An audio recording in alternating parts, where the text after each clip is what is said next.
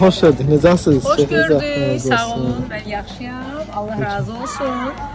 Bugün beni dünyaya getiren anamın Bəli. 74 yaşı tamam olur.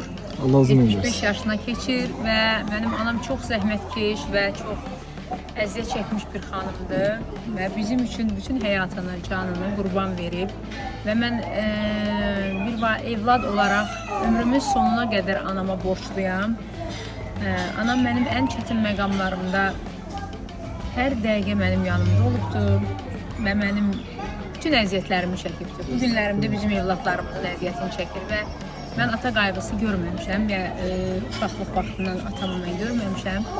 Biz ata qayğısından məhrum olmuşuq, bacım da, mən də, amma anam bizi ona heç vaxt hiss elətdirməyibdir. Anam həmişə mənə həm ata olub, həm ana olubdur.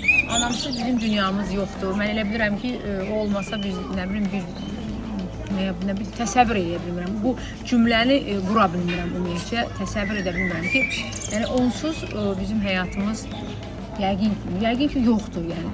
Ona görə mən bəzən valideynlərini atan evladları o qədər qınayıram ki, ananı heç vaxt atmaq olmaz. Ana əvəzsiz bir nimətdir.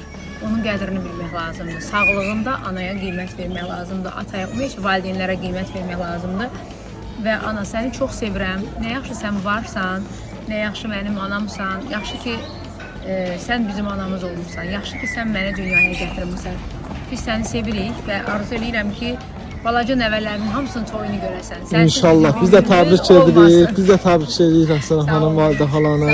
Allah var eləsin. Siz də həmişə balalarımızın yanında olasınız. Ayda xalanın yanında olasınız. Təbriklər bir daha. Sağ olun.